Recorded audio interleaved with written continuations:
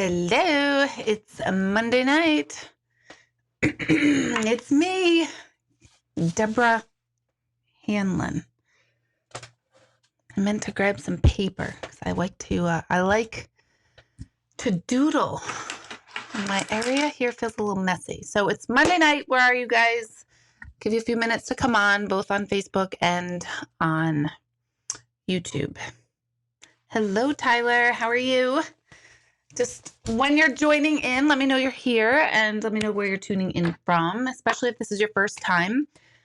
Those of you who tune in with me every Monday night, you guys know the drill. This is just time that we can kind of chat and talk together and just kind of, you guys can ask me generalized questions about intuition and just life, right? So hello, Carrie. Oh my God.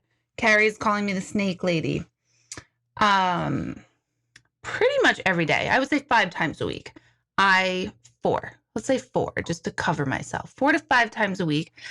I walk around Chadwick Lake in Newburgh, which I love. There's something on the floor by me. And I do it regularly, and I love it. Mostly because it's in the shade, and I get really hot. In the summertime, if I walk in the sun, God forbid I walk and sweat too much. And last week, I was walking on the trail, and I mean, you're in the woods, but you're in a path, right? So I'm not like stepping on like wood stuff, like leaves and sticks and crap. It's like a rocky path, pretty nice. The other day I was walking, listening to my music. I'm in a zone, and then I stepped that far away from a snake. And I was alone in the woods. But I screamed, "High holy murder," like you could never imagine, and started running. And the snake was probably that big. I mean, but now I'm scarred because I saw this snake, and now I'm literally like looking for any, shade on the ground that might look like a snake. So I screamed so loud that I thought for sure someone's going to come and rescue me, but nobody did. So I kept walking, and then I, of course, have visuals. And I normally picture myself like, what would I do if a bear comes on the path, right? I mean, you got to be prepared, right, in your head. So I'm in a zone, I'm listening to my music, I'm in my own place. But in the back of my head, I'm like, if there was a bear, what would you do? And so I've got that scenario running in my head, and I've got like 9,000 scenarios running in my head. Would I walk backwards? And you're supposed to walk backwards facing the bear. But then I'm like, what if there's a baby bear? And I start walking backwards towards the baby bear. So this walk isn't as relaxing as I want it and need it to be. So let's see, who is on? So yes, I'm the snake lady. Yeah. Oh my God, just the word snake makes me want to die. Okay, so Kelly and Robin and Tony, not Tony. Hi, Shelly. Hello, Susan. Hello, Chris. Yvette, hello. I just got a message about you today. We'll be in touch with you tomorrow. Super excited.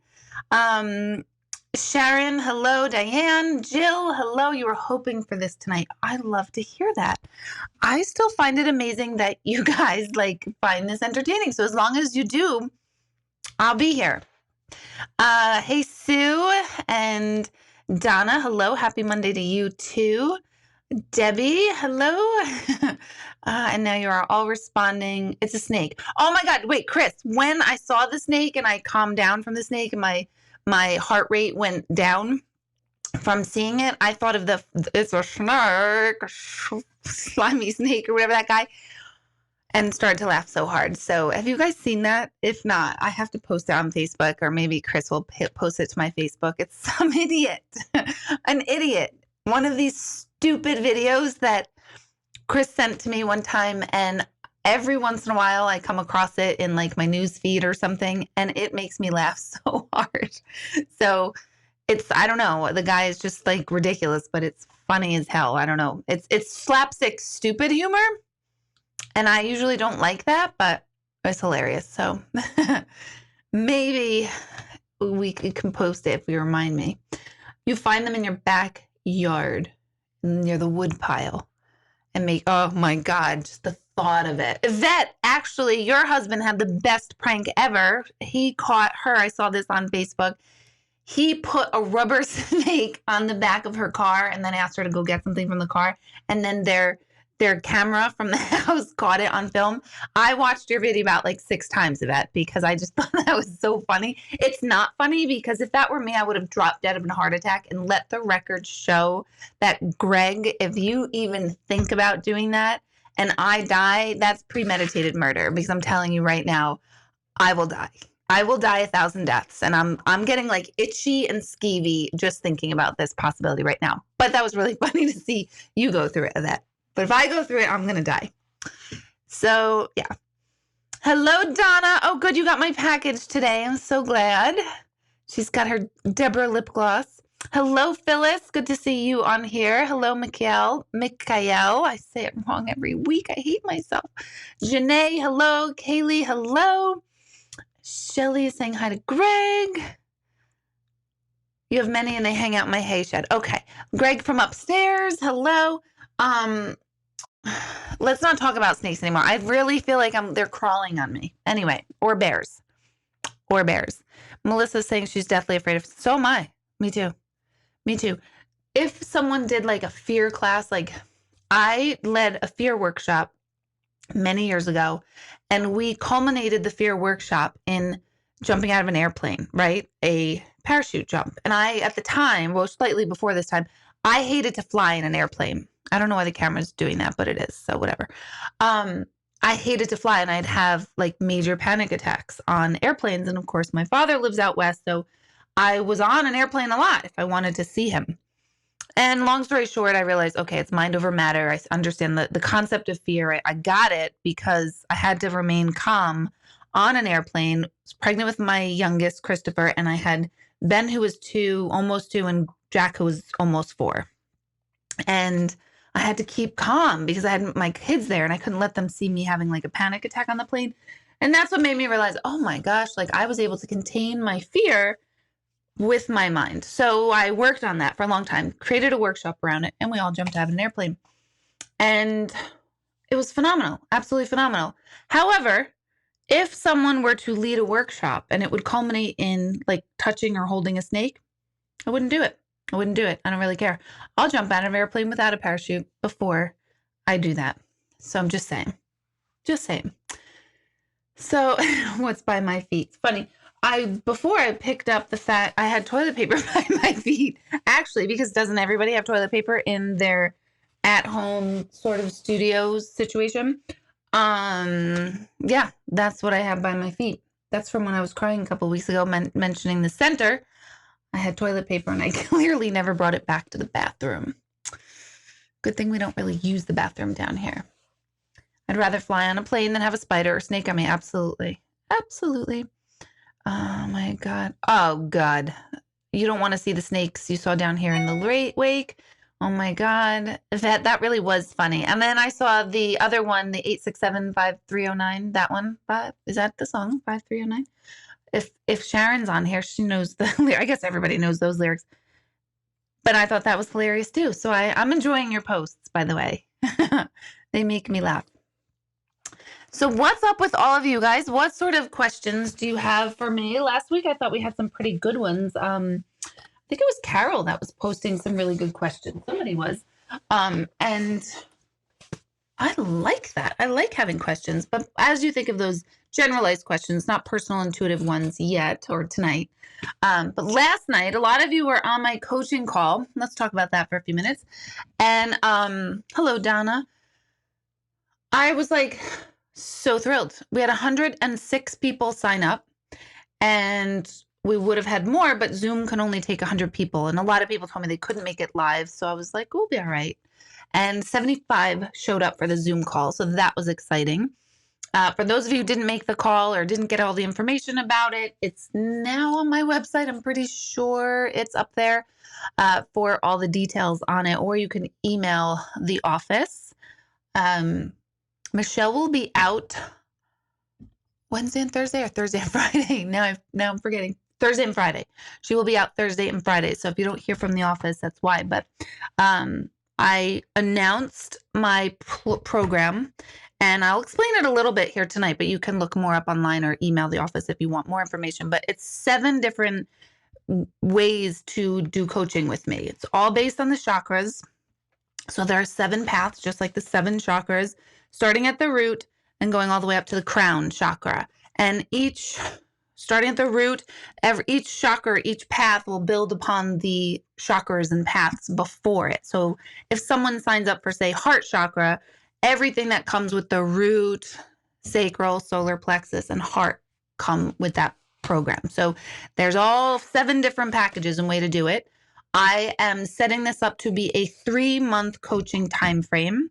I purposely did not do a month to month sort of option, only because as I tuned into how did I want to structure this, I didn't feel good about a month. I really didn't. Not a lot of change will happen in a month, and I don't want to guarantee change in a month because that's sticky. You know what I mean? So 3 months, it takes us time to get the concepts and grasp what we're talking about and start noticing things and then make these little changes in your life over time. And 3 months is a good time frame. Not even then, we still can revert to our old patterns. You could stop smoking for 30 years and pick it up in a minute. So 3 months isn't a long time, but I wanted to purposely make a committed amount of time so that people didn't just go oh man, I started off on the month and then I just didn't follow through with it.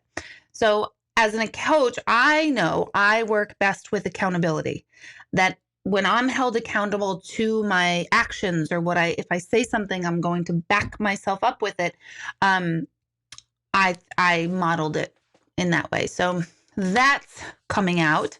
If you missed it live, Marnie, that's okay because we recorded it, of course, and you were on the list, so you can get sent the recording, or probably did today. What else can I tell you about it? I'm excited to start it. It starts August 9th, so you have about 2 weeks to look into it, to look it up, to ask questions about it before you dive in. And there's really there's no just like energy. If you have a good strong foundation, you move through all the chakras. So even if you sign up for root chakra level, the basic level, that doesn't mean, oh, I can't get to my highest goals. It means that we're working on the basics. So there's so many different, I'm excited about it. I was only going to do 3 modules, and then I was walking and it hit me. No, do 7 paths to personal illumination. It all came to me in a walk, and it all made sense finally. And I told everybody on the call last night that I have wanted to do coaching for years. Really realistically, probably 5 years. But certainly Michelle said to me when we met for this and started this, she says, Deborah, do you understand that the first meeting we ever had when I started working with you, you said, I really want to go into coaching. And that was 4 years ago. So every single time I was like, I'm ready to do the coaching program, the universe was like, no, you're not. And literally, I can't tell you. I mean, ask Michelle. She probably has record of it. How many times I'm like, I'm ready to do coaching. I'm ready to do coaching. And then something would happen and it would just not happen. It would just not happen. Back issues. We moved into the house. It was not time then. We were blending families and I had those health issues. Then as early as this past March, I should say, I think it was March 2nd or 4th. It was the first Tuesday or Wednesday in March that I was having this coaching call. And that week, my back was so bad it went out again. And I thought, oh my God, I'm sliding backwards. I couldn't do the call. So I'm like, what the heck is going on, universe? What am I not supposed to do it? So during quarantine, I was like, I'm not doing it. Clearly, the universe doesn't want me to do it this way. I want to do it, but the universe keeps telling me no. And now I understand why.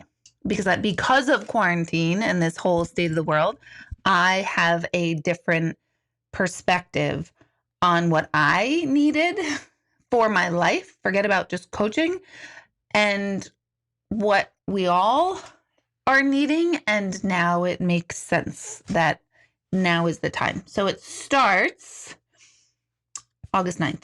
So you still have time to sign up for it. Yes, Carolyn. Yes, yes, yes, yes. I know you said you were gonna sign up. You're so excited. I'm so excited. Every time I got somebody sign up, I was like, oh my God, I'm so excited to work with this person. Oh my God.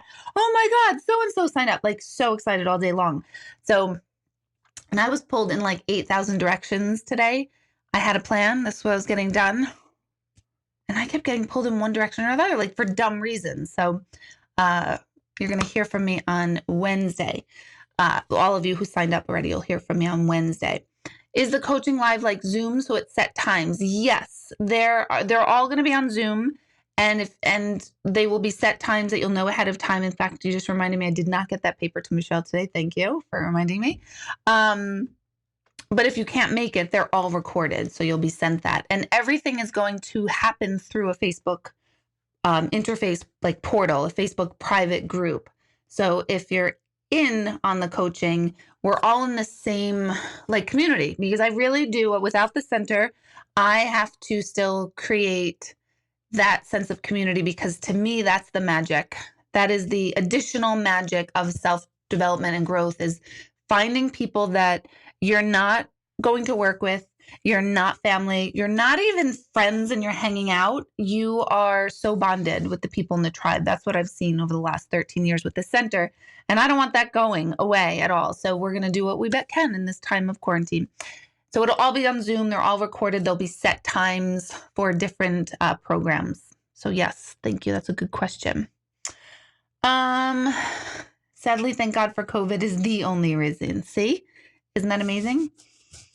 Okay, so Debbie is asking, what is the difference between a regular manifester and a master manifester? This is a great question. I'm realizing my fingernails starting to get loose, and I realized I didn't miss that on COVID quarantine time. Got my nails done, 2 weeks ago, and I'm back in that. I don't want to get back caught in that. But anyway, I digress. So, oh, it's Kim. You know what, Kim? I did not recognize your name. So thank you for letting me know. Now I recognize who you are. Thank you for that. So Deb, that's a good question. What's the difference between a regular manifester and a master manifester? Nothing. I would assume that master manifester is a buzzword that people used to describe the fact that they manifest everything in their life. That's perfect. This is my assumption of it. I don't know if there's like a real like definition between the two, but how I'm reading the question, I've never heard of regular manifester before. I've heard of master manifester, but a regular manifester, it's the same. There's no difference. Somebody who manifests everything in their life. I really like this question, actually, Deb. Because this is an important topic in all the law of attraction, and think good thoughts and good things will come to you, and don't think negatively, because then you're creating negative, all that stuff, which is very true. I talk about it all the time. But when it comes to manifesting something in your life, I think there is a lot of garbage information out there and a lot of great information, but there's a disconnect between the two about how do we really do that? And how do we really manifest something in our life?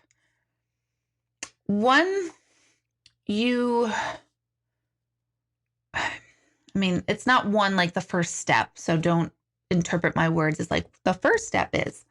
The idea of manifesting is, and we'll talk about this, and I'm going to do a behind the scenes, like behind the vision board workshop. Like, why do we do vision boards? That's part of coaching. But the premise is we need to hold a vision of something outside the scope of our norm in order to reach for it. So in other words, when we were babies, we crawled, and we probably saw people around us walking. And so the idea that there's people walking showed us that there is a more efficient way of getting around than crawling. And so by modeling and watching and the humans around us, we started creating a neural pathway in our brain to set up the ability to walk. And then we did. We figured out a way and we took action. We pulled ourselves up on the couch or the side of the playpen if you were in a playpen, if those things existed. Now they're called pack and plays. They're basically playpens. Side of the coffee table, all that stuff. We started to take action towards this bigger goal. That to me is what manifestation is we see something, we notice something, we observe something, and we start taking little action steps towards it. The universe does not show us something and put something in our face that we're not able to do. It just doesn't. So if you are holding a vision of having the dream job that you want, you keep that vision. Like, you see people like, oh my gosh, that person has this great job and they're doing really well, and it is possible to have it. You hold that vision, just like that child that doesn't think they can walk because they haven't done it before, but they're seeing that other people around them can. So there's something in their brain that starts to say, let me think about this. Let me see what can I do here. And then you take little tiny action steps towards it. That's manifesting. A lot of like literature and things I see online, not all, but a lot will show us that I just wished for it and it came to me. And that happens. I'm not denying that happens, but that's not the whole story of manifesting. So I think we all get super like, oh, I'm doing it wrong. I don't know how to do this. I can't even manifest right. We get really down on ourselves when we hear somebody going, I don't know, I just wished for this and it came. And that does happen. It's happened to me. It does happen. I'm not saying it doesn't, but that's not the typical, it's not, life is not a game of I love Genie. Wasn't that the name? Yeah, I am Genie. I love Genie. The Genie and the Bottle Lady. You guys know what I'm talking about. So it doesn't totally work like that. It's hold a vision and keep surrounding yourself with people who have that vision or who are doing that vision or who are supporting you on creating that vision. And then you take small action steps towards it. That's one version of manifesting. The other side of manifesting is knowing what you want and identifying it as a desire, and recognize that desire often blocks us. When we want something, we often get stuck in wanting it. And by wanting it, we're telling ourselves we don't have it and now we want it. And so we kind of get into this weird loop of desire, desire, desire, lack, lack, lack. So it's a human function about desire. I wrote about this in the book. We're not going to get away from desire, but it's actually part of what makes us human. But what makes us really go deeper into our spiritual self is being able to step back from desire, recognize something as desire, and realize I already have it. No matter what it is, I have it in here, right here. I'm already whole. There's nothing outside of me, person, place, thing, job title, item, whatever it is, that's going to make me whole. So we can have desire and you can want things and set goals, absolutely. But you want to watch your attachment to that desire, because that is the cause of suffering. This is a very Buddhist concept too. But that's what causes suffering. So when we step back and we say, but I am whole even without that, and you kind of surrender to the moment of who you are even without that, that helps manifesting much easier. When before I start a gallery, I usually tell people, don't beg your loved ones to come through. Don't beg, say, please come through, please come through, please come through. Instead, I say, thank you for being here. Thank you for letting me know the way. Thank you for showing me the path. Thank you for showing me the messages. I always tell people to put things in the thank you phrase, because thank you means I have it, received it. I am. Thank you. We don't thank someone. We usually thank someone when they've given us something, when they've acknowledged something, when they've filled us up. So the words thank you already goes into our brains and registers like, oh, I have this already. So anything you desire, recognize it, work towards it. Desire is not a bad thing at all. It's important, but it's our attachment to the outcome that is a great cause of suffering. Also, when we do attain the thing in hopes that it would make us feel whole and it doesn't, that causes suffering. Hence why so many celebrities, they're living their dreams, loving to act and be who they want and living their dreams, making tons of money. And then they get there and they go, oh my gosh, that wasn't all of it. They forgot the I am whole part. That's a great, great, great, great question. I love it. Justin. Oh my God. I don't know if you're still on here, Justin. I'm just seeing your post.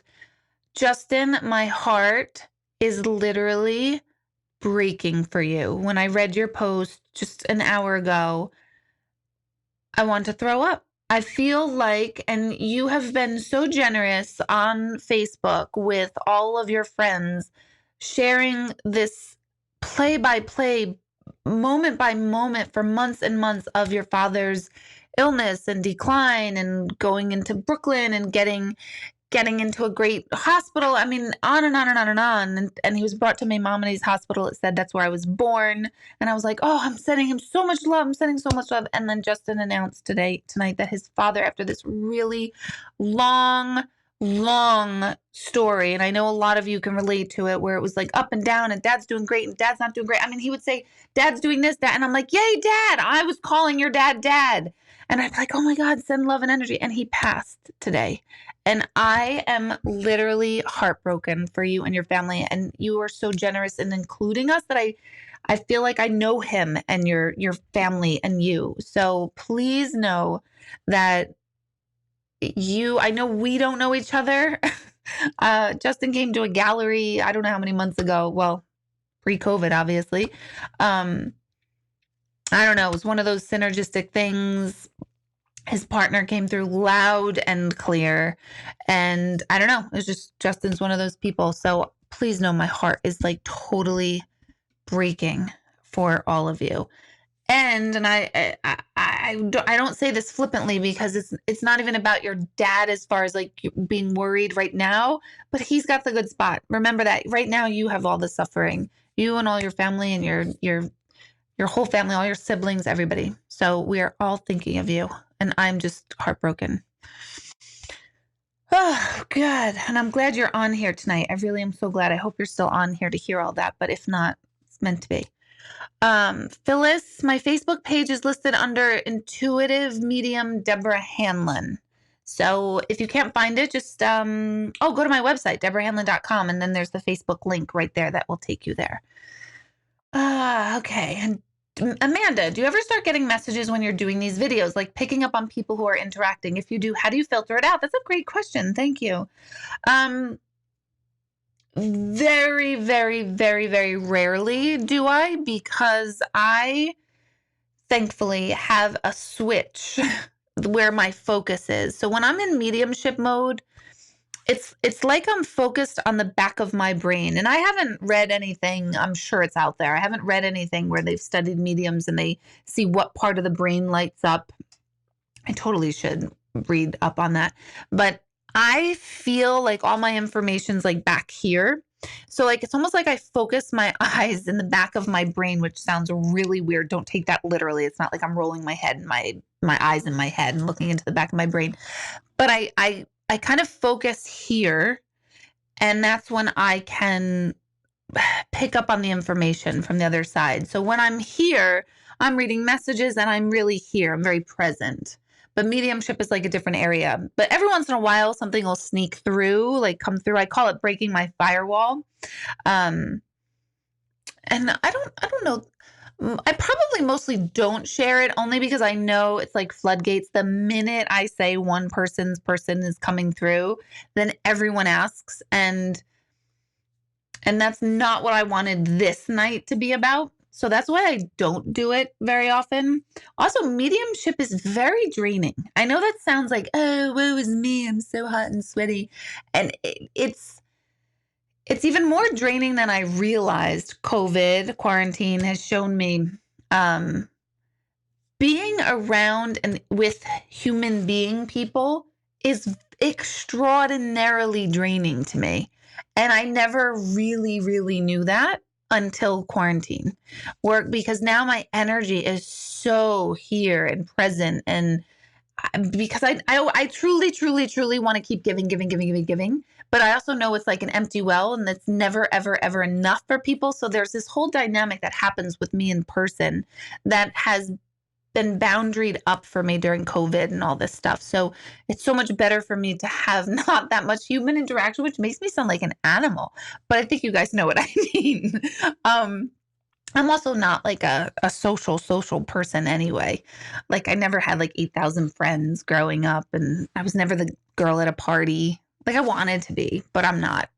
I'm actually really shy. People do not think that I'm terribly shy. So I filter it out by my focus. So that's a great question. Thank you. Hello, Amber. You're the crazy technology person who can't get her email to work. Ha ha ha. I'm excited to begin this expansion. Oh my gosh. No, Amber.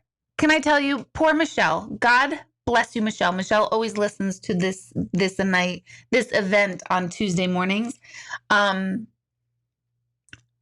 Holy crap. God bless Michelle Taylor, because she had to have been hundreds of emails today. I'm not kidding. So no, you're not the only one. And I'm the worst because I'm like, yeah, Michelle, yeah, I don't know, so-and-so, they can't log into this, or so-and-so didn't get that. And then I write back to her and I'm like, hey, Michelle, I can't get my hightail recording. Could you help me? Like, I don't know how to do it either. Michelle's like, got it. I'm on it. Sure. Yeah. Woo, hee, woo, wah. I don't know how she does it. So no, you're not the only one by any means. And you know what it normally is? If you don't receive, for all of you, if you don't receive things from my email, check your spam and junk. Especially we have trouble with constant contact, and Hotmail and Outlook, I think, are the two emails that all my stuff goes to like a junk file. So yeah. Oh my God, I dream of Jeannie. Thank you. What did I say? I love Jeannie. What am I mixing up? I love Lucy and Jeannie. I dream of Jeannie. Yes, that is what I meant.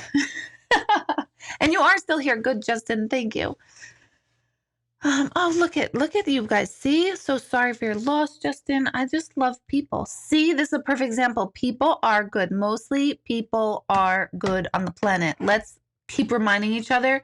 We all do shitty things, right? We all do it. Some of us do it. We know we do shitty things, and most of the time the shitty things we do, we're totally unconscious and unaware.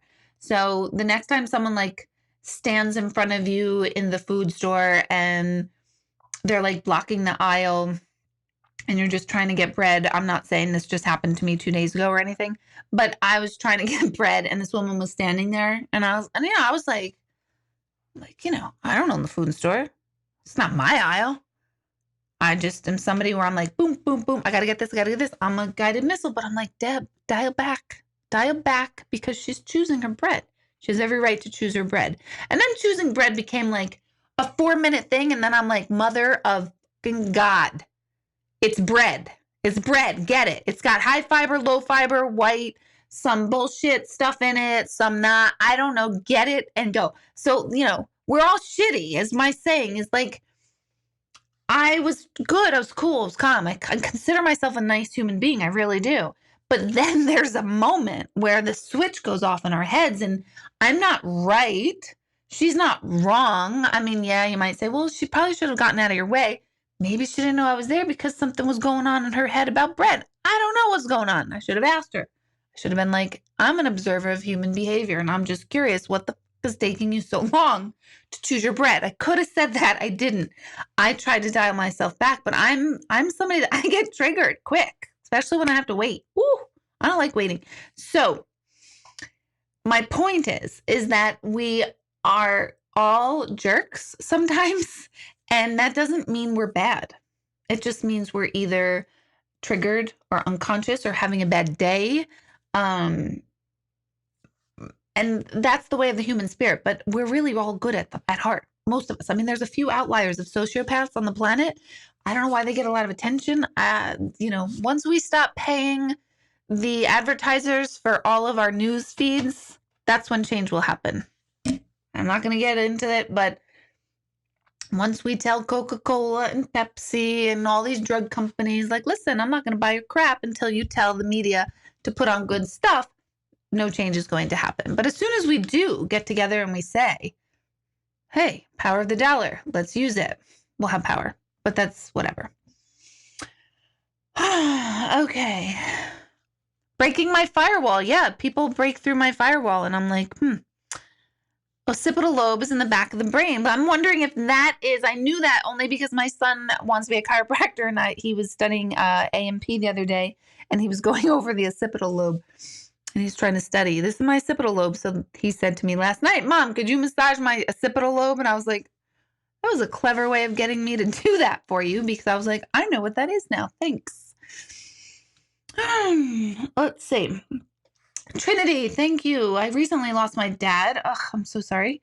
Was looking to schedule an appointment for a reading, but saw it's only over the phone. How does that work? Even over the phone, the person on the other side comes through. Absolutely. I think the phone readings are even better, to be totally honest. I get wanting to be face to face because that's how I would be if I were on the other side of this. I like to sit with the person I'm hearing from. So I get that part on all of your end. But for me, I love it because I have no visual cues whatsoever. Because I know skeptics will be like, well, she's reading your body language, or she can tell by your face, and blah, blah, blah, blah. And that's not the case. But I'm able to take away that argument by the phone. I am purely focused 100% on everything I see, feel, and hear. Again, I'm pointing to back here on the phone, because I don't even have to do the niceties like, I could be, I know this is too much of a visual, but I could be like laying flat on my bed.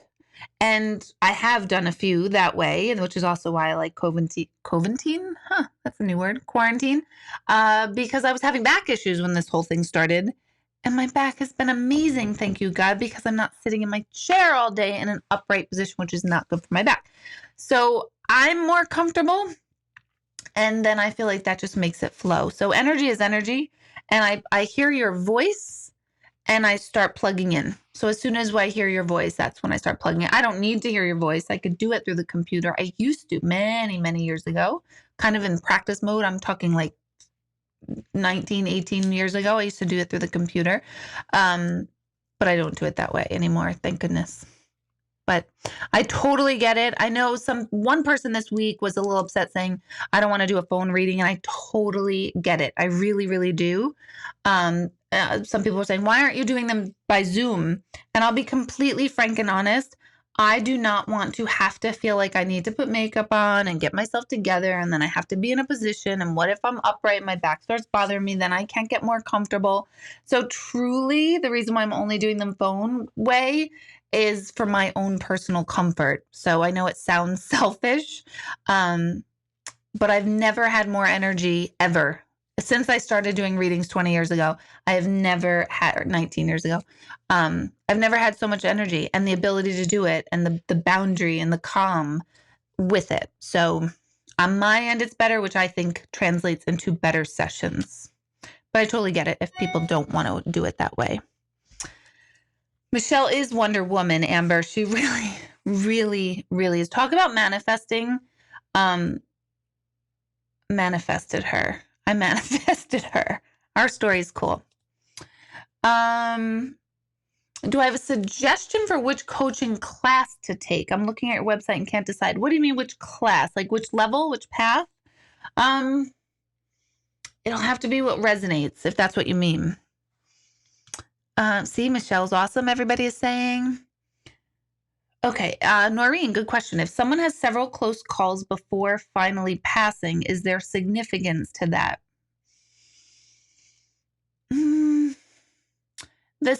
The way I would read that, probably, first of all, like blanketly say probably, more specifically, I would say there's more significance for the living when there's multiple close calls and the living who survived that person's subsequent or eventual death.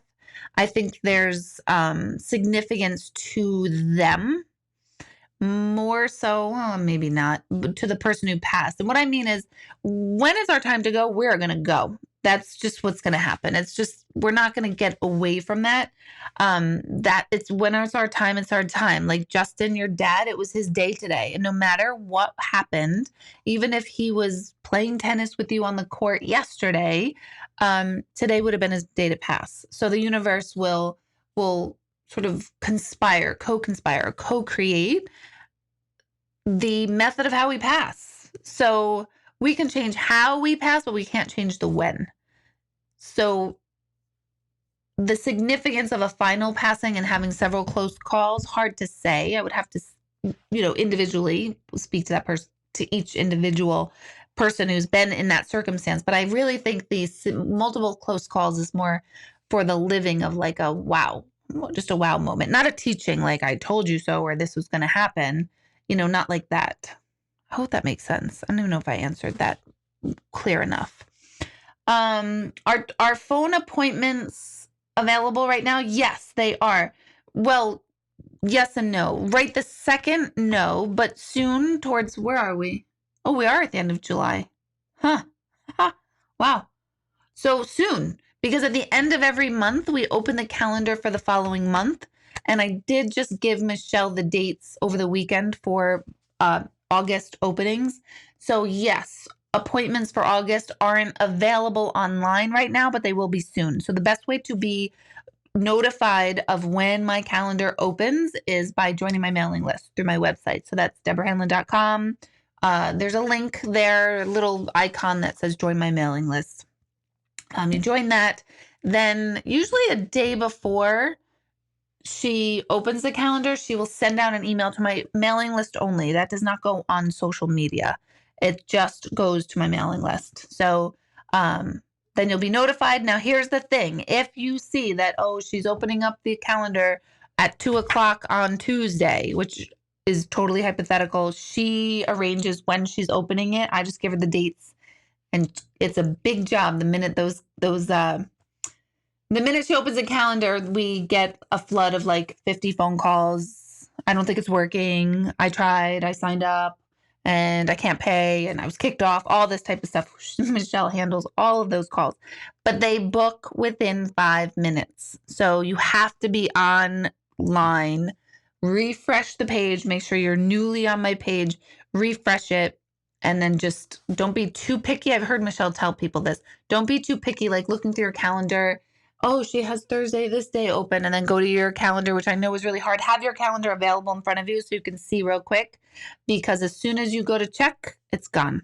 So that's Michelle's little tip, is just don't get too picky with appointment times, which I know is tricky. So when it's time, it's time. It is time. When it is time to get one, you will have one. That's truly, truly trust that. And I don't even just mean like with me, like when it's time to meet with me, it'll happen. The great Oz will speak. I don't mean that. I mean anything in our life. When it's meant to be, it'll happen. So just keep trusting that. Thank you, Marnie. Marnie had a phone session, so thank you for that.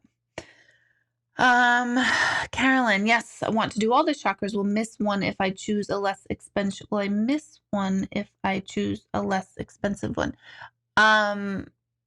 There's certain parts, like each chakra builds upon the other, so you'll have to see like which one really, really like resonates for you. But the one that the crown is that one-on-one 45-minute call per week with me. That's like the intense one. But I believe, now I have to look at my paper, it's from the throat down is all the workshops that you get. So it'll depend on what you go inward, Carolyn. I trust you. You know what feels right to you at this time, if that makes sense. Jill, are birthmarks really how we passed in previous life? There is some concrete evidence through past life, like progressionist researchers, that yes, not all. I don't think all are. I'm not sure about that, but I don't think all are. But there is a correlation between birthmarks and how we passed. Like Christopher, who comes in, he has a mark here on his throat. Everybody always thinks it's a hickey, this poor kid. Now, when he was younger, people didn't think it was a hickey because he was like 9. But now that he's 15, everybody's like, oh, look at you, you got a hickey. I'm always like, no, he really doesn't have a hickey. It's just a little birthmark. But in the back of his shoulder, he also has a birthmark. So I'm so curious if he will get a regression, which maybe someday he'll choose to. If he was like shot back in the back and it came out the throat or vice versa. I'm just curious. Maybe it's a possibility. Maybe it's not. Maybe it's just a birthmark. Who knows? So I don't know if I could answer all birthmarks are, but there is evidence that birthmarks very often are a remnant of how you may have passed in a previous life, which is so cool. And I don't know if it's the most recent life. You know, it was the birthmark from the last lifetime or was it from 17 lifetimes ago? That I'm not sure. I'd imagine the research to be able to be provable would probably show that it was from the lifetime right before, just because there's more ability to connect the dots, but I could be wrong on that. Let's see. All of you are saying Michelle's an angel. Marnie's talking to Justin. Let's see. What else? Who else? And Dana said, I helped my daughter study for the RN. She said I could pass the boards when I mentioned the occipital lobe. Yeah, I'm gonna get a great education. Who would I see for a regression? I literally recommend everybody to Carol Bowman, but she's located in not Pittsburgh. Oh my gosh, Philadelphia. Oh my God, my brain it was gone. I'm like, how come I can't retrieve the city name? Philadelphia, Pennsylvania. So you'd have to travel to see her. It can't be done on the phone. I don't know anybody locally or in New York State that I would personally recommend. Anytime I recommend someone, it's because I've been to them myself. So that's the only time I actually refer people to people, unless or I'll say, hey, I've never been to this person, but this person's amazing because X, Y, and Z, these people. But I don't know anyone else in New York State that I would recommend. Obviously, there's many. And this could be me being a jerk, and I do not want to offend anyone who has done like a past life regression workshop, but I highly recommend to use, let me put it this way. If you really have some stuff going on in this lifetime that you need to understand, like you have a fear, an intense and incredible fear that gets in your way of life and living, I would see a past life regressionist who is a therapist, who is about the therapy that's related to the regression, because it's not a little thing. If you're doing it for kind of like shits and giggles and just happy to see it and just curious, yeah, you could go to anybody. But if you're really looking for a therapeutic outcome, I personally recommend Carol Bowman in Philadelphia. So she used to come to my center. She used to live in this area in New York State. Her mom lived up here. And she would come to the center and do workshops. It was so phenomenal. And when she moved, I was just heartbroken. And I have not gone down to see her in Philadelphia. The regressions I've had with her were done up here. And then I've done group ones with Brian Weiss, so I don't know what he's doing. If he is doing anything on Zoom or anything, I don't know if he is. You can look up Brian Weiss, and his website will most likely have a ton of referrals that he would recommend. And anyone Brian Weiss or Carol would recommend, I'd recommend. Or I wouldn't recommend them, but I would trust their recommendation, I guess is what I should say. You have vivid, detailed dreams and always remember them. Lately, they're nightmares. Oh, I have to yawn. I don't know why. That is the weirdest timing for a yawn. Weird. Okay. Let me yawn through your nightmare question. Can they be intuitive, or is it just things bothering me and fears that come out in my dream? I would say that nightmares normally I call them projection dreams, and it's usually a projection of everything that's going on inside of you that's coming out into up to your conscious mind through your subconscious. So I would say that nightmares are more about your fears. I do not feel that, especially if it has to do with a loved one on the other side. It is not a visitation. Anytime somebody has a disturbing disturbing dream from a loved one who's crossed over, and they're angry with you, or they're suffering, or they're upset, or they can't get in touch with you, anything that's a disturbing dream from a loved one who's passed, that's a projection dream. That just means all of your angst or anxiety or sadness or upsetment, whatever, is coming through and being projected onto them to show that you're upset, either about their passing, or it could just be upset in general. You could have a dream of your great-great-grandparent that you've never met is coming to you in a dream, and they're really angry, right? And you're like, oh my God, but I'm not even sad about their passing. I don't even know them. It's just a projection that your grief is getting projected onto someone who's passed. Why, hello, Christopher. Nice to see you on here, my little love bug. Where are you? I was expecting you to be down here. Phyllis, so you don't feel that we have a life and when it's done, it's once and done deal? I don't. I do not think that way. I do believe in reincarnation and past lives, and we've lived many, many lives. I don't believe it's one and done. Now, on that note, me being Deborah with 3 sons and Greg and the dogs and blah, blah, blah, that's one and done. Like, this will not be done again. Thank you, God. No, I'm just kidding. I'm just kidding. I've had some, my life is good. But Phyllis' life will not be again, but you will have, your soul will have another lifetime and occupy a whole other set of circumstances, which is why when we say we're all one, we really are, because in this lifetime, we're very tunnel vision. Move my water? Why? Oh, it was right there? Okay. What was I saying? So we're very tunnel vision in our life. Like, we really think, like, because we think that we're totally attached to this identity we've all created, right? We all have a story. We have an upbringing. It was either good or bad. And then we have a middle part of our life. It's either good or bad. And then we have the current, and it's either good or bad. And we place all these judgments and labels to everything in our life. And it's all a joke. It's all kind of a dream. It's just, now is sort of like the playtime for the soul to just like go, oh, let me see what it feels like to be a Deborah in this lifetime. Oh, let me see what it feels like to be Chris or Phyllis and blah, blah, blah, blah. But we don't look at it that way. We take this quite seriously, and we're like, oh my God, this lifetime. Oh my God, it's so good, or it's so bad, or it's so this, or it's so that. And that's not really the whole story. In another lifetime, maybe I was, and I wonder this, I have not had a regression where I was like a killer or a murderer. I'm not saying that I wasn't one. I'm just saying I haven't had a lifetime. I haven't regression that showed it to me. But sometimes I wonder, how come I get to meet so many people in this lifetime? I mean, and truly feel so connected to people. How come I meet people at their hardest time a lot of times? Because usually people first come to me for mediumship and their grief and their grieving. And I wonder, like, why? There's a lot of people. I mean, 20,000 people probably in these years, for sure. 20 years, 20,000 people. So a lot of energies. Why do I get to meet them all? Like, I feel lucky about that. Incredibly lucky. But then I wonder, oh, maybe in another lifetime, maybe I killed you all. Isn't this a joyous topic on a Monday night? Maybe I killed you all.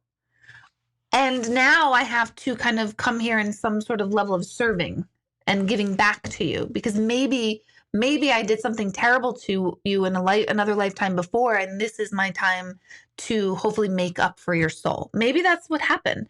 So as much as that we like to think of ourselves as good people, and I hope we all strive to be good people, there's another part of us that we're not always so great.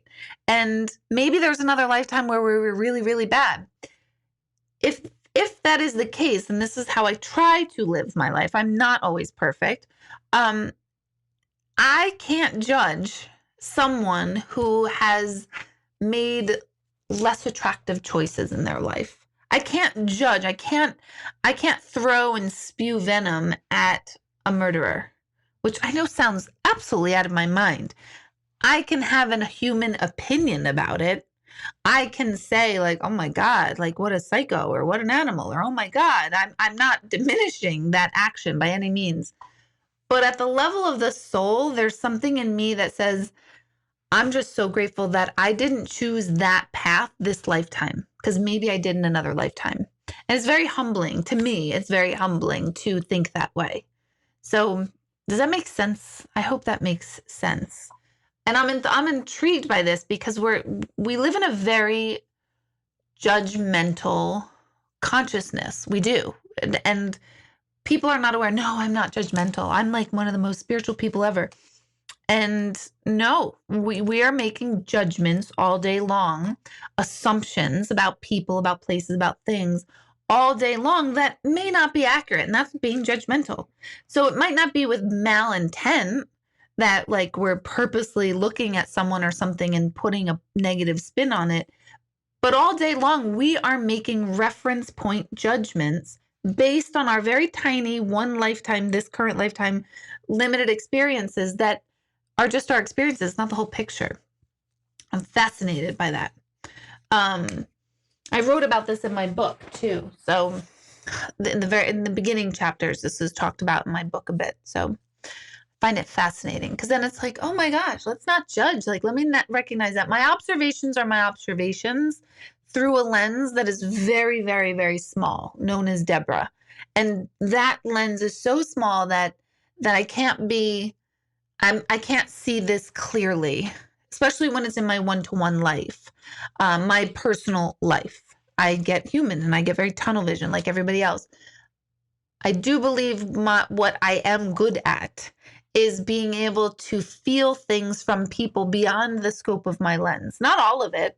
I don't see all of it. I don't see all of everybody's soul by any stretch, but I'm able to expand that just a little bit longer or wider for strangers, not even so much for people who I start to get to know really well, because I'm again going back into that crunched lens.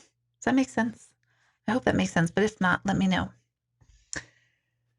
Kaylee, cool. I recently interacted with someone who I felt instantly overwhelmed with emotion in a good way. Could this be someone I knew in a past life? Totally could be a past life connection. You and that person could have totally had that. Perhaps they were, they didn't even have to be terribly significant in in a past life. Like sometimes we think like, oh my gosh, I feel like this person was my mother in another lifetime. But maybe they were just somebody who treated you nicely, you know, in one interaction in a previous lifetime. So it doesn't even have to be that they were unbelievably significant, which then brings us back to the thought of paying attention to each one of our actions. Like we never know the long-lasting ramifications of our good deeds and our genuine helping and loving for other people, or kindness and compassion for other people. We have no idea just how long that carries somebody. Similarly, our negative actions, we have no idea. Like my woman standing in front of the bread. She had no idea that I'd be talking about her tonight. I hope to God she's not on here. If she is, she'll be like, oh, was that you, Deborah? I hated you. You were rude, you know? And I'll be like, oh my God, I'm so sorry. I was rude because you were taking too long to pick your wheat bread, your fry offers. Oh my God, I'm an ass. I know I am. It's fun though. Let's see. I'm always dreaming that my dogs and kids are in danger and I'm trying to save them. Oh my God, that's awful, Kim. That also could be past life stuff too. Believe it or not, dreams like that could also be like you lost children in a past life and it keeps coming up. I would be willing to bet yours is probably more in the here and now, and just having fear of like not being good enough or not being able to like get to them and it's not enough type of thing, or it's all on you. That also shows me that there's like a lot on your shoulders and you just feel like it's totally on you. So that's probably, I'm not a dream expert by any means. But dreams are intuitive. In fact, I had a thought to add this to the coaching class, a class on dreams, to the higher levels, not higher levels. I don't want to put it that way. I think I wanted to do it for throat and above, but a dream class. So I'll be thinking about that. Let's see. Tiana says, I love when Greg chimes in. It makes me giggle. Oh, me too. I love it. It's great. It's fantastic. Move your water, dear. I did move my water. Oh my gosh, let's see. I've always felt there's more than one. However, I went to Catholic school for 12 years and we were taught no. Oh yeah, we're definitely taught no on that. For sure. And you know what astounds me? I don't know. I went to Catholic school myself for 8 years. I know 2 prayers from that education, Hail Mary and Our Father. Those are the ones I know. The one that we have to say, like, bless me, Father, for I have sinned, in second grade when I'm 7 years old and I'm confessing fake sins because I'm lying to the priest to make up sins because I'm afraid that I didn't think I sinned enough as a child. That made no sense to me. Even in second grade, I remember being like, but I'm lying to him. So should I include, fighting with my brothers and sisters? I didn't listen to my mother. That wasn't true. My brother and sister were 7 and 9 years older than me. They weren't even around me at that point. I wasn't fighting with them and didn't listen to my mom. I was always listening to my mom. I was a really good girl, but I lied. I said I didn't listen to my mom. And now I'm lying to you, priest. Nobody says that. No, but that's the facts. That's what really happens for young children. But I digress. I am astounded that Jesus was one of the first scholars, wise men, prophet, however you want to view him. And I think there was a historical Jesus. And my belief on this is that there was a brilliant man who got it, who understood it and was like, hey guys, follow me. I got to tell you some really cool shit, right? And then I think Jesus, here I go, Greg, right? The other night I went on a rant on this. I don't think Jesus was like, follow me and make me your leader. I think he was like, let me show you how to do this shit. It's really freaking cool. You can totally be free from all attachments. And let me teach you about meditation.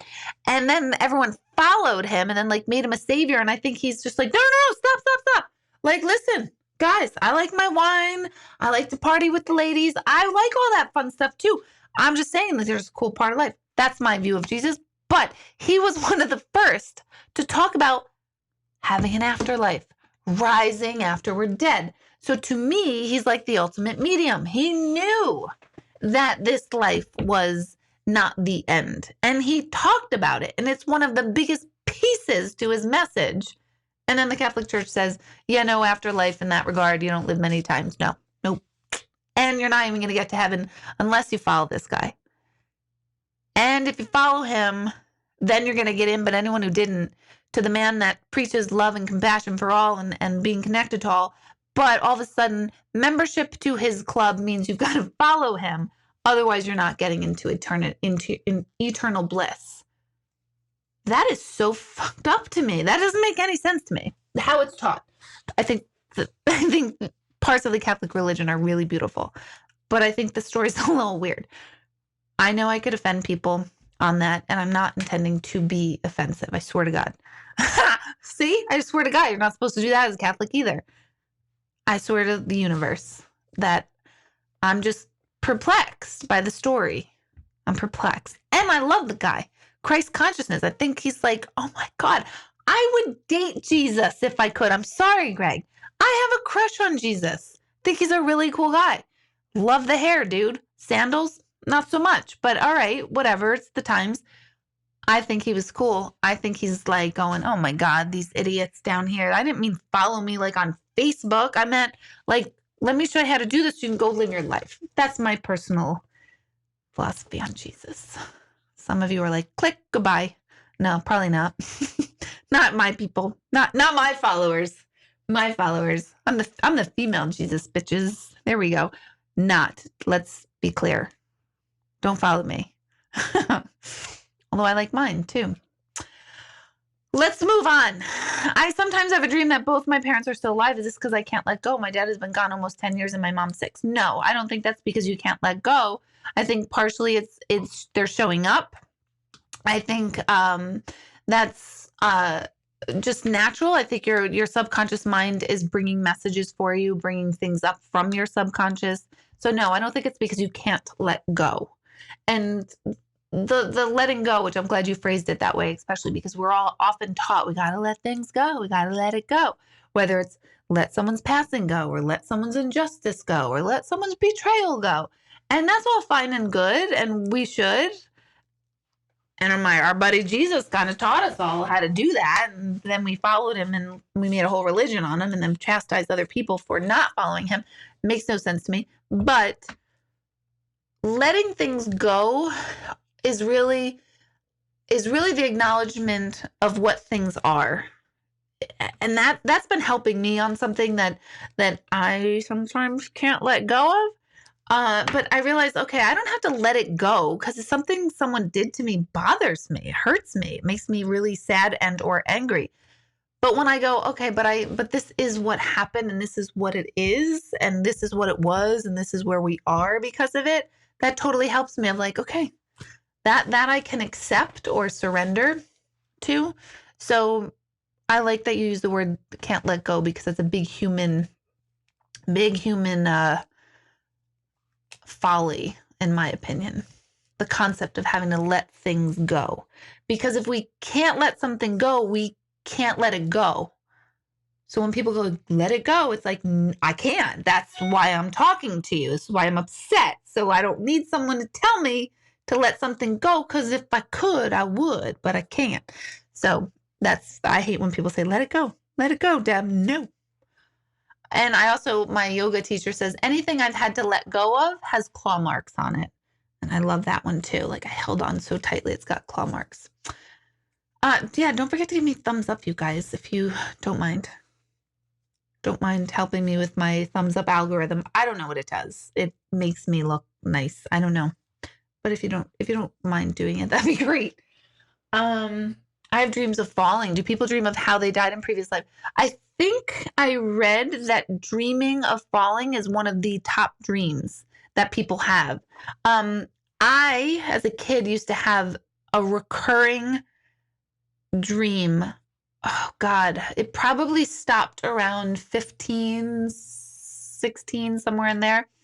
But I would be in space, everything was black around me, and I'd look down and I'd see layers of what I thought were Swiss cheese, and I would fall, and every time I would think I would hit the part of the cheese, I'd actually fall through the hole of the cheese, and I'd go down a layer. And I mentioned this to a physicist, to the brother of a physicist, and the physicist's brother, who's a genius musician, I happened to mention this in a meditation class at the center years ago. And he said, that's so funny. My brother has a theory that he calls the Swiss cheese theory about consciousness and energy. And he gave me his brother's papers, who was already deceased, papers on the Swiss cheese theory. And it describes precisely what I used to see as a kid. So, and that was falling, which is deeper, going deeper and deeper and deeper into your consciousness, deeper and deeper and deeper. Let's see. Greg is posting links to my website for anyone who wants them. Also, I keep forgetting to mention my Teachable. Now, here's something about Teachable that, I created an online school, and I still have to upload content to it. It just, to me, it takes a lot, because I'm somebody who, I plan a class, I go do it, and then I move past it. And I have to then upload it and edit it and that type of stuff. I'm just like, kill me. So I don't get them done. But Teachable has 2 classes on it. One is how to upgrade and lift your vibration. And the other one is an introduction to meditation. So those 2 classes, there's a free meditation class in that. So you could sign up for the Teachable at deborahhanlon.teachable.com, and you sign up for it for free. And then you can take the introductory class that's free and see if you like it. And I'll be posting more classes eventually. I don't know when. But I've noticed, this is what I didn't want with the coaching stuff too, is I've noticed that anyone who's signed up for the free class, they tell me like when someone has done it, has completed it, like the software kicks it back. And I can't believe how many times anytime I offer something free, nobody does it. Nobody does it. And I get it, because every time I sign up for like Oprah and Deepak's meditation experience, I never do it either. So I get it, totally get it, but sign up for it so that you can get a sense of how it works. It's basically me. A black screen is behind me in it, but you'll see my little microphones in it. Okay, let's see. Carol, you find yourself being more judgmental lately and need to talk myself out of the mindset. Yeah, and you have to actually Write it down and catch it. What are you being judgmental about? Where is it coming from? And are you openly hurting someone else because of that judgment? Because sometimes we're judgmental in our minds and it doesn't go anywhere, and that's harmful too. That's psychically harmful to people. But obviously, if it comes out in that next level of physical form, when you recognize, like, oh man, maybe I shouldn't have said that. Maybe I shouldn't have done that. Maybe I shouldn't have looked that way. Maybe I shouldn't have blah, blah, blah. To go back and address it would be helping suture up the karma that we cause. And I don't mean karma in like, oh, I can't wait for so and so to have bad karma on that, because we all do that, but that solves nothing. It actually just adds more to the issue. But really pay attention to it. It's good that you're catching it, but then what are you doing with it is what's important. What are you doing with that judgmental, and where's it coming from? And no doubt, anyone who's super judgmental, there's stuff about yourself. Everything for all of us is a projection from ourself. So when we're making these judgments, it's coming from a very small part of ourselves that's uninformed, is really what it is, regardless of what the judgment is. It's a reflection of a small part of ourselves that we need to address and say, oh, wow, this is my problem. This isn't the external person's problem or political party's problem or country's problem. It's none of those things. Those things are just outward manifestations of our internal set points for all of us. Oh, you guys do want a class on dreams. Okay. Oh, if you could know the exact day and time you're going to die, would you want to know? I actually do think, I don't know the date, but I think I know how old I will be for reasons I've not shared it with anyone. I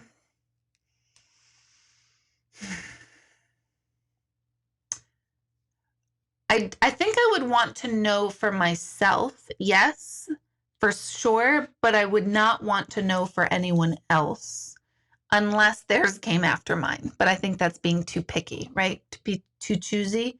Oh no, there's one person whose death I do want to know. Yeah, there's one, maybe 2 or 3, but oh gosh, that killed me. I'm not lying either, but I probably would want to know if it was actually 100% accurate. Like, I don't want someone to be like, hey, you're going to die on this day, and then screw up and be wrong. So I'm going to be like, what happened? Why didn't I go? What's going on? And then I live another 45 years or something. Yeah, I don't want that. Oh my goodness. Oh, Brian Weiss said they don't make referrals. Yep. And Carol Bowman is booked. I just posted one of her clients was it the Dr. Oz show? I forget what show it was on recently, like last week. I just posted it on Facebook. Oh my God. Kim said, you're not a fan. I wish you would talk more about Jesus and his mother. I'm so curious. I would date Jesus. That is a great t-shirt design. I would date Jesus. I think he's hot. I do. His mind, his heart. I just don't like the sandals, but we could always get rid of their clothing. My God. The robes. I don't know. He's hot. That is my next t-shirt. I would date Jesus. Oh my God. How funny would that be? How would you know it was a great if you never met them? What did I say about great? I forget now. I forgot. Oh, if it was your great showing up in a dream, if you just knew that it was your great is what I'm saying. I think that's what I was referring to. I'm very thankful I didn't choose to be my sister. It has to suck to live in her head. Shelly, good for you, girl. I hear ya. I 100% hear ya on every one of those words that you just said.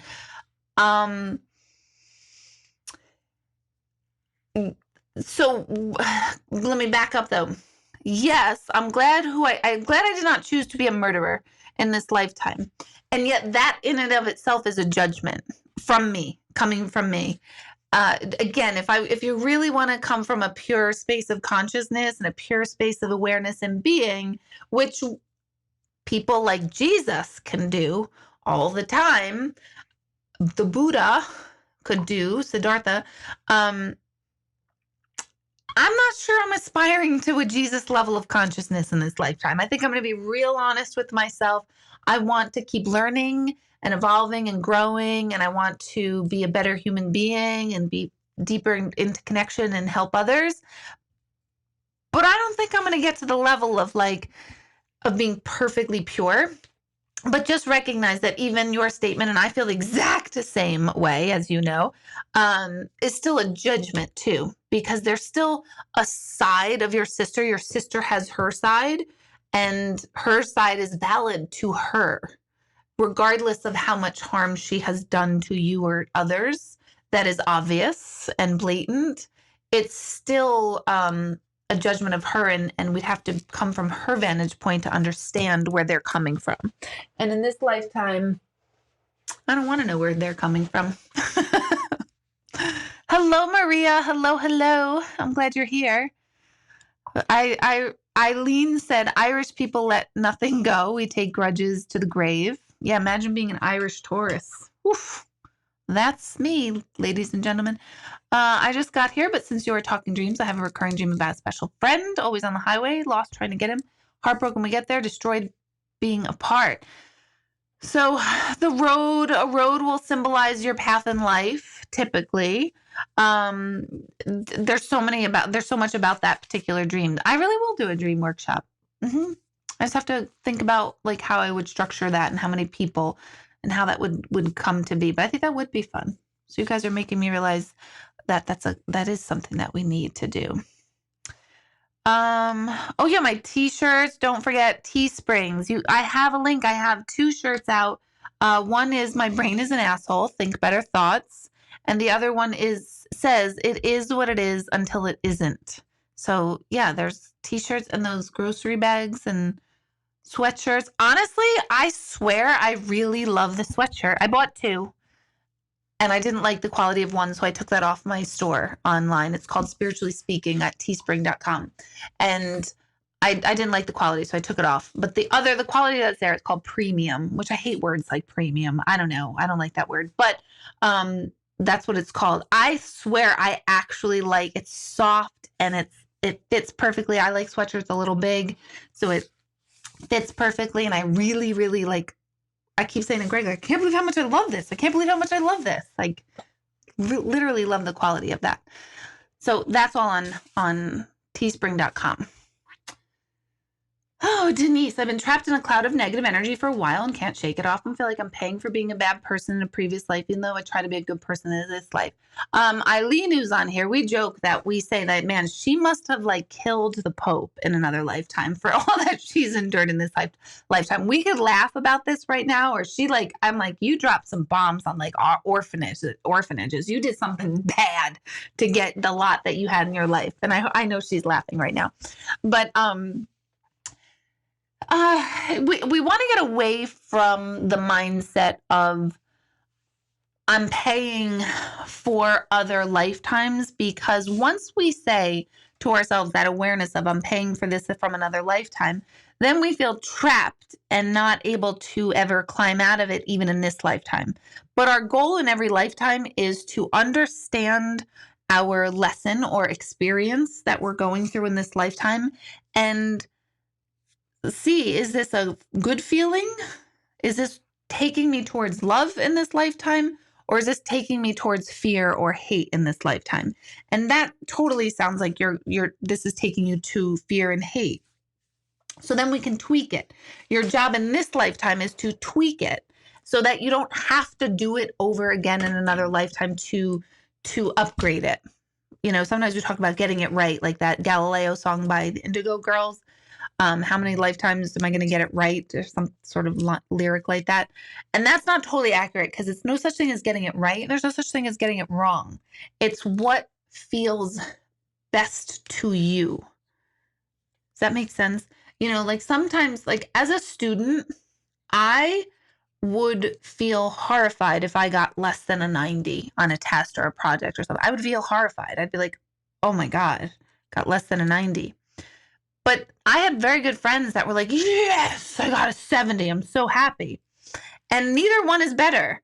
So that's kind of like, it just what feels better to you. It didn't feel good to me to get a 70 because I knew I could do more than that, or I thought I should at least. So 70 is not wrong. 90 is not wrong. Neither one's better than the other. But what one makes you feel better? A 90 made me feel better. A 70 made them feel happy, thrilled, ecstatic. So when we start looking at things in life, it's what gravitates and what draws me in and lifts me up and makes me feel better. And then we need to do more of those things. So, the cloud of negative energy, first of all, turn off that TV. I'm telling you guys, if any of you have health issues of any sort, heart, lung, skin, circulation, digestion, I don't care what is it, ingrown freaking toenail, right? Like Greg has that. I'm telling him his gross little secrets. He's got one of those. They're pretty gross. I'm laughing. He's like, thanks. Whatever your health issue is, your social media is not helping you. The news on TV is not helping you. It is basically taking in negative psychic energy. And I don't mean psychic like, ooh, I'm a psychic. Psychic energy is energy of thought. It is taking all this negativity and bringing it right into your brain. And what goes into your brain goes into your body. So it's like ingesting nuclear waste. It literally is for your body slowly over time. Please turn off your TVs. Please turn off the news media. Put on something else. Put on, if you want to get your news, Google it. Just look up today's news real quick, and then you could shut it off. But when we have news playing in the background at your house, ooh, bad stuff. Bad stuff. Highly anxious houses have that. So where was I going with that? Negative energy. Right now, the world is having a lot of anxious / negative energy. So you're in it. First is recognize your own. Pay attention to all the negative thoughts that you have in a day. And they start adding up and you're going to go, oh my God, I had no idea I was so negative, so miserable. I talked about this last night on the coaching call. Yesterday, I went to the food store and I didn't have my buddy with me. He was out fishing with Greg. And I figured, let me go to the food store so they have food when they come back from fishing. And I get to the food store and there's a spot right in front of the door that is the entrance. And I'm like, oh my God, so lucky, right? Got the great spot. And there was a cart right next to the spot that someone didn't put away. But I wasn't mad that they didn't put away because now it's right there for me. So I take the cart and I go over to the door and they close the door at Stop and Shop in Newburgh because I don't know why, actually. It says because of COVID. I guess they can't have two doors open. I didn't understand that. But anyway, so now I'm like, can't. Now I got to go all the way to the other side. Look, no big deal. I've got 2 legs to walk and I can do it, right? So I'm feeling happy, feeling good. Then all of a sudden I'm pushing my cart and I got the janky cart with the bad wheel. You guys know what I'm talking about. The one that like sucks and is really loud and you're just pissed. And I'm like this trying to get in, but I'm still trying to stay zen because I'm like, Deb, if the worst thing that happens to you today is that you got this janky cart, oh, well, it's fine. I should write a book about like spirituality of food shopping, right? But anyway, I thought to myself, I'm going to get rid of this cart. As soon as I go in, I'm just going to put this cart back. I'm going to take another cart. But when I got there, there were no other carts inside. This is all I had. So I had to cope. And I was like, I guess I'm going to be a noisy shopper today. I'm not going back outside. I got the janky cart. It's fine. Then my brain started going into, man, why do I always get the shitty cart? Man, like, how do I pick? I'm supposed to be intuitive. I couldn't pick this card. I couldn't see that this card wasn't good. I went right into my head, right? And all of a sudden, I'm like, no, Deb, you're not like a victim here. I'm not a victim. Every cart in this lot sucks, right? They all are not great. We should be excited when we get the good cart, okay? Anyway, so all of a sudden, I went into this negative thinking mode of like, why do I always get the bad cart? Why do I always pick it?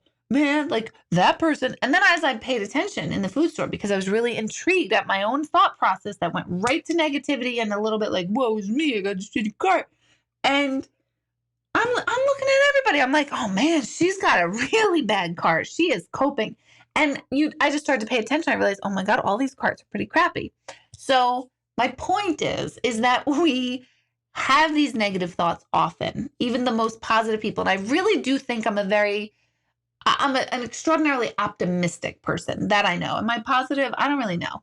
I would say I'm optimistic, and I still have negative thinking quite rapidly. It's like my go-to.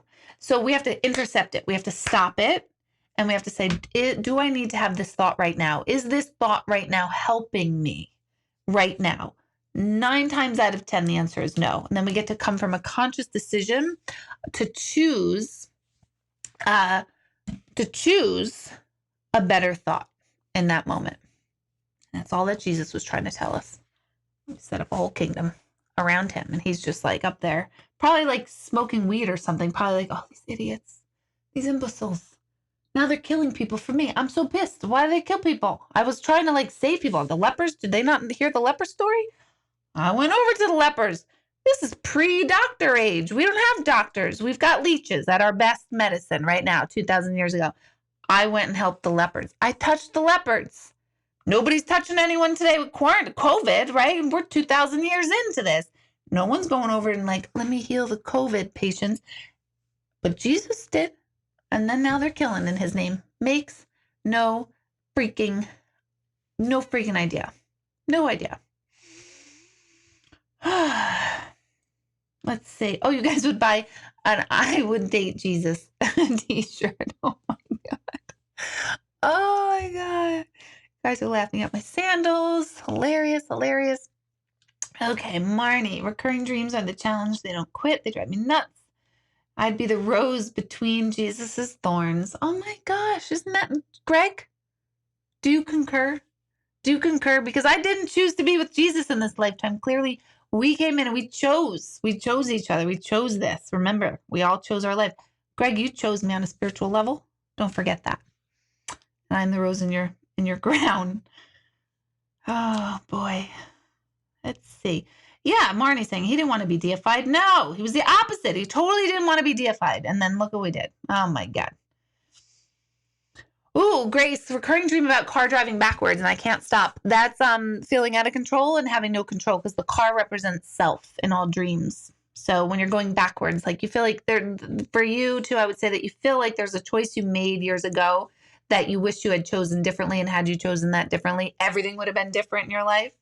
But which is not true. Oh my God, that's so funny. Marnie also said with Hot Wheels in your name, I'm not surprised.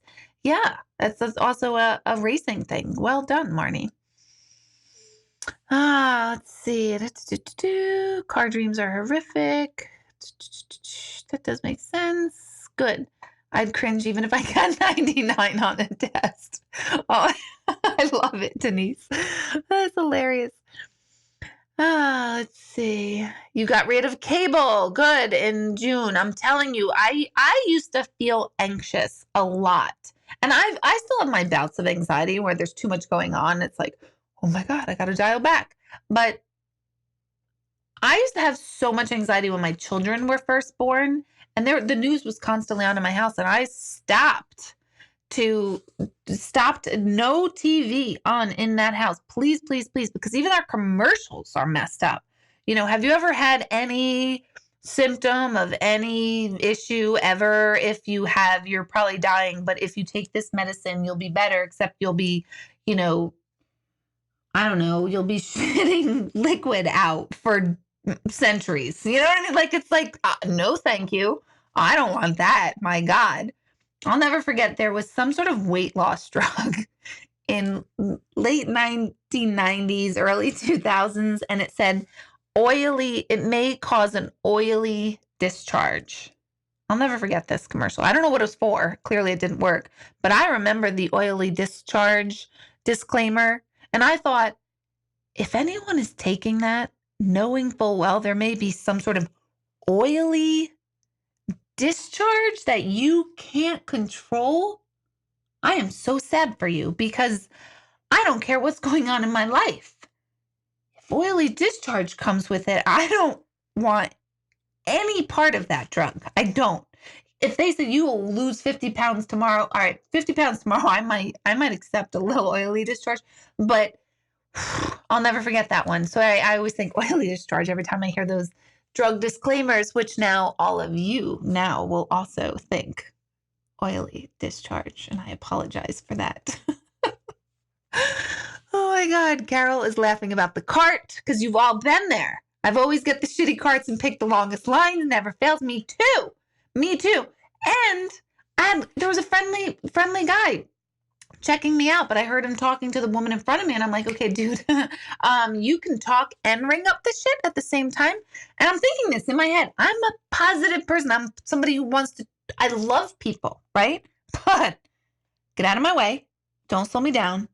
And why are we talking and not ringing things up? Like, I think you should do both. And, this is my judgmental human self. And that's why I say we're shitty. Just pay attention to these things. That's not nice of me. Who the hell am I to say what this guy's to do? I'm totally out of line here, right? But this was my response as a human being. I have some serious issues with the food store. I really do. But note to self. I'm going to dive into that a little bit more. But he was just talking. His hands were resting. Like, I'm like, why are you not scanning the stuff while you talk? Because I got to go. And she was like casually like talking back. And I'm like, no, this is not happening.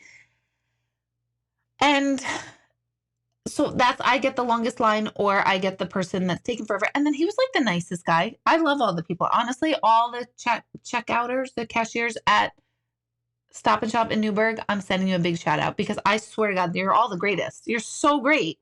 And I was like tense. Like, he was so calm and kind, and he opened all the bags because we can't open them now because I can't lick my finger because I got a mask on. I couldn't open them, and I'm like, oh my God, we'll have a breakdown. I'm gonna have a breakdown right now in the store. I can't lick it. But anyway, yes. So Denise, be more mindful, aware when it happens. Stop those thoughts in their track. Ask yourself first, is this thought helping me or hurting me? Meaning making me feel more tense. And normally it'll be like, oh no, this is really not helping you right now. And then you can choose, because then you're taking a conscious approach and you're teaching yourself how to think a better thought. And I don't mean like be upset and then be like, nope, it's okay, everything's going to be fine. I don't mean that, because that's like fake positivity. What I mean is be aware of like, wow, the constant negative ruminating thoughts that go around in all our heads. It happens to everybody on the planet. We have the ability and the power to intercept them. And when we consciously intercept them, then we start changing everything in our life, because we start programming ourselves to our default to not be negative. Maybe it's not positive, but it's not negative. It's neutral. I think neutral is where it's at, by the way. Let's see. Wobbly cart. See, you guys all know about it. For years I had a dream about holding a cat. I'm sorry, I thought it was a cart. I'm like, wow, your shopping cart turned into a baby now. This is interesting. Holding a cat that eventually turned into a baby, because your animals are your babies. Good night, Susan. Thank you. Oh my gosh, aliens attacking. These are hilarious. Oily discharge. You remember that commercial? You thought, right? I don't remember what it was for, but I remember the oily discharge disclaimer, which is a no-go for me. You read more books lately. No cable. I love getting lost between the lines. It's also the chips, anything fried in Olestra. Olestra. Oh my God, remember the Olestra? Nausea, heartburn, indigestion, upset stomach, diarrhea. Sounds like a COVID check at my hospital. Oh my God, so true. Let's see. You always get the crappy car. I'm telling you. But you know what? Next time you're at the food store, you're going to think of all these things.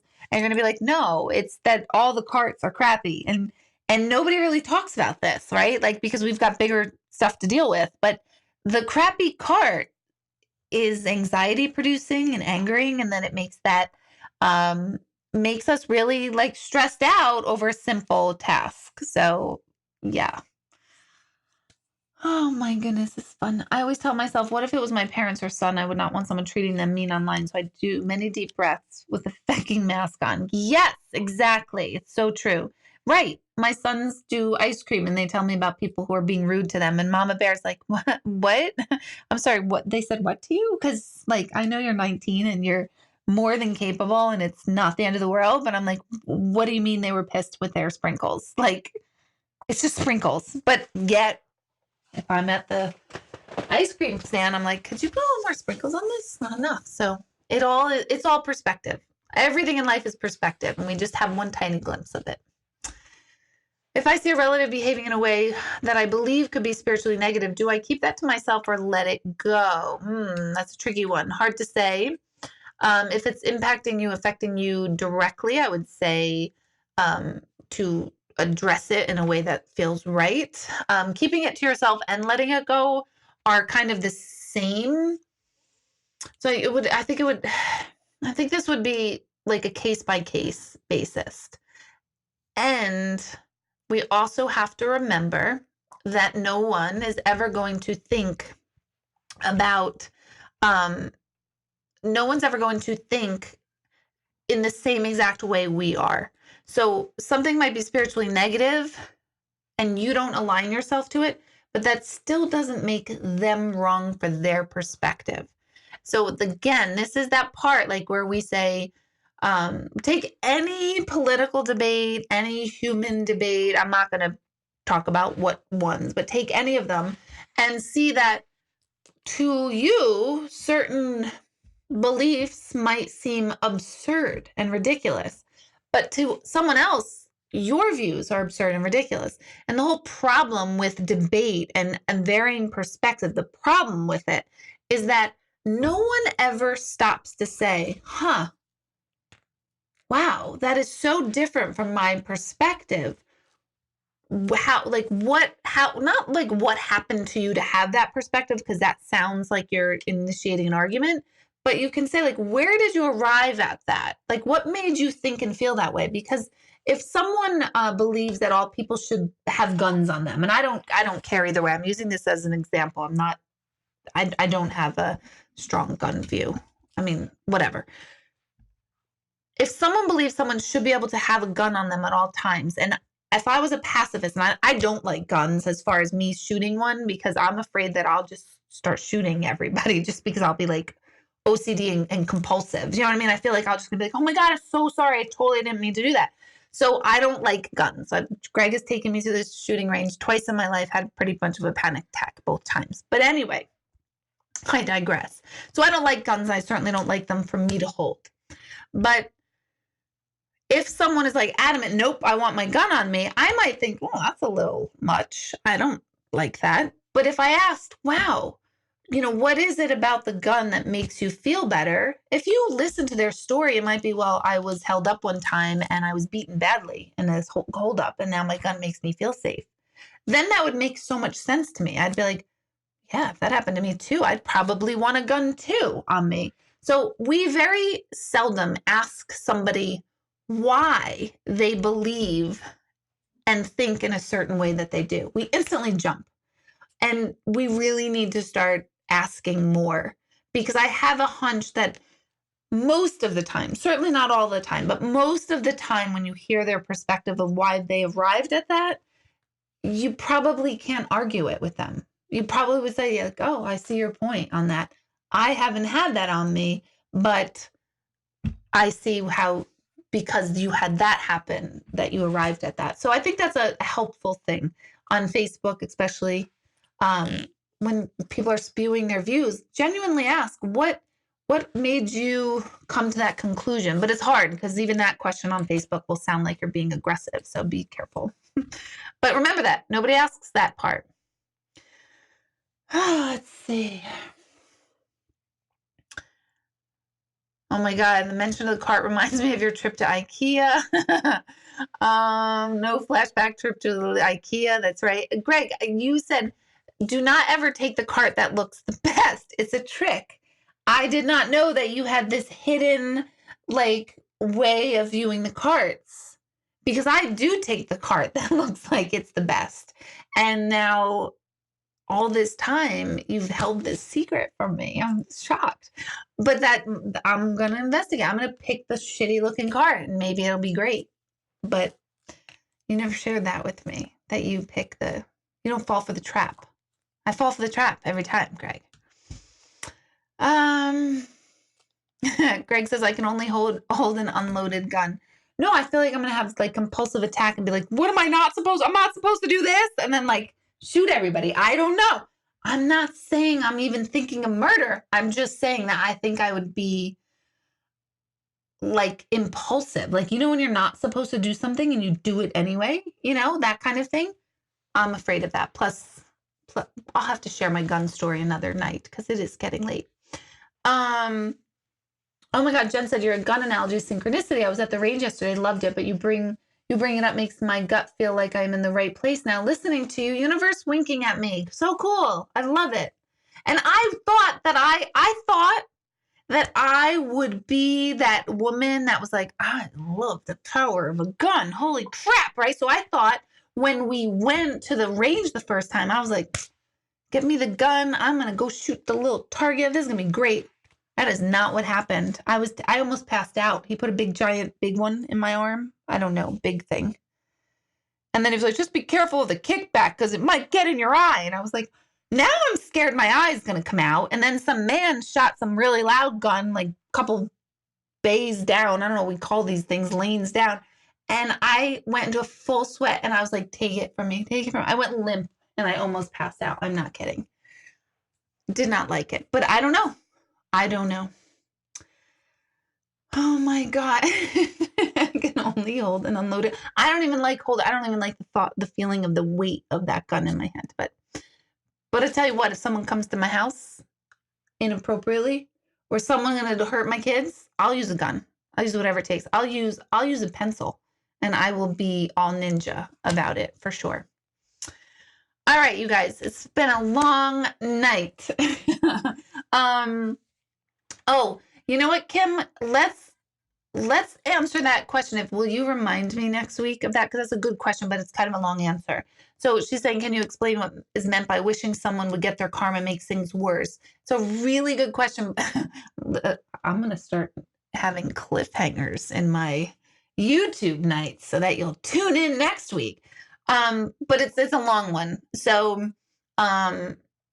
make sure somebody in here reminds me of that question about karma and wishing it on somebody else, because it just bounces the karma back to you, but there's a longer explanation for that. And you're a dead eye. I don't know, a dead eye with 30/30 and recoil. Oh, it left me a bruise, addicted to it. That is adorable. See, I think that's so cool that like you find that passion in it. I am scared, but when he said the eye thing, I was like, I want my eye. I need it. I don't want to hurt it. I thought we were going to have a fun day at the range. I thought I was going to, shoot at a circle. I thought I was going to get a bullseye. I couldn't even get past holding the gun in my arm. I literally went limp and I'm like, take it, take it, take it. It felt like it's 4,000 pounds. I was like, take it away from me. I don't want to do it. And I was like crying. I'm not kidding. With the things on my ears, I was like crying, like, that's okay. Get me out of here. Okay, I don't like this. I don't know. I just realized that I was about to hold a weapon that could kill somebody. And I have somebody that I'd like to kill. So it was not a good match for me, you guys. And on that note, on that very spiritual note, you guys are the best because you tune in to me. So I thank you so much. And I hope I see you guys next week. If you haven't signed up for the coaching, go ahead and look at that on my website and email Michelle and she'll get all the information for you. And you guys know where to find all my stuff. So see you next week. Meditation. You can do the monthly meditation. Don't forget to do that. Lots of stuff's on my website. You guys know about it. Oh, tomorrow night a gallery. That's what I know. Tomorrow night I have a Zoom gallery. I think I have like 4 more spots in that. So if it's speaking to you, online Zoom gallery, you could email my office or just go right to my website calendar. You'll see it. So that's it. Happy Monday. Happy week. Thank you guys so much for tuning in, and I'll talk to you next week. Goodbye.